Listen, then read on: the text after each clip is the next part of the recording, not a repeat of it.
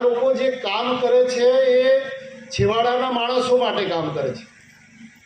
આ બધા પોતાના માટે કામ કરતા નથી।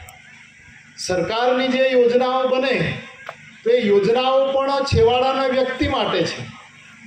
ઘણા વખત પ્રચારમાં અને અમારે મા બેન દીકરીઓ અહીંયા બેઠી છે તો મને ઘણા વખત એક ઉદાહરણ યાદ આવે છે કે ઘરમાં હું મારો છોકરો પરણાવું છું, વહુ આવે છે, સગર્ભા અવસ્થામાં હોય અને પછી બાળક તંદુરસ્ત જન્મે એની ચિંતા કોને કરવાની હોય? તમે બધા મને કહો।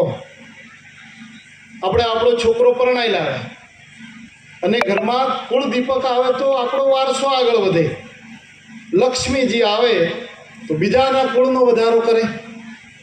બંને સરખા છે આપણા માટે। અને મોદી સાહેબે તો વહીવટમાં 50% કરી નાખ્યું છે। દીકરીઓને 50% શાસનમાં ભાગ અને દીકરાઓને પણ, ભાઈઓને પણ 50% શાસનમાં ભાગ। નોકરીમાં 33% કરી નાખ્યું છે દીકરીઓ માટે।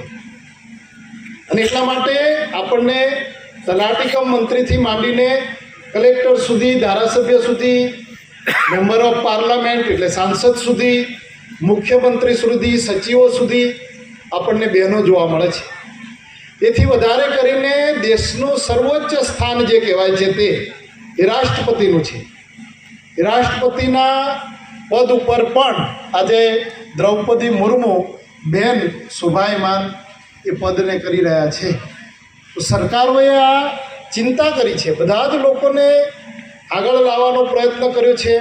સ્કિલ હોય તો એની રીતે આગળ કરી છે।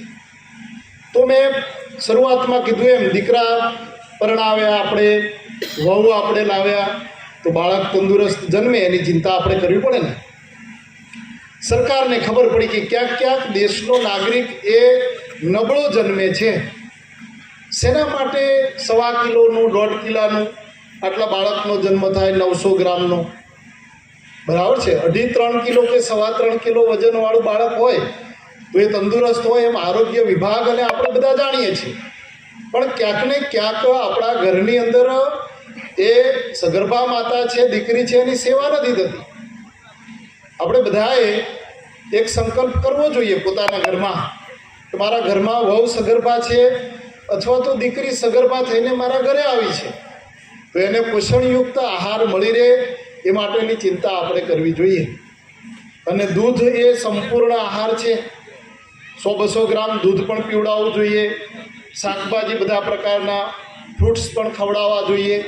અને અત્યારના યુગમાં બધું જ સંભવ છે। આ તો ઘણી જગ્યાએ હું આવી વાત કરું ને તો અમે હીરોભાઈ બેઠા હોય તો એમ કે ઓહો એ તો તમારે જ મેળ પડે માસ્તરો, મારે તો જોતો મેળ પડે। એટલે હારા કેમ નહીં મેળ પડે તમારે? એટલે હું કરું તા કે મજૂરી જઈએ। મેં કીધું કેટલા મળે? તા કે 3.5। કેટલા દાડા મજૂરી મળે? તા કે 20 દાડા તો મળે। તો ભાઈ 7,000 રૂપિયા તો મળે કે ના મળે? હવે હોજે એને પાછો પોટલી મારે યાર।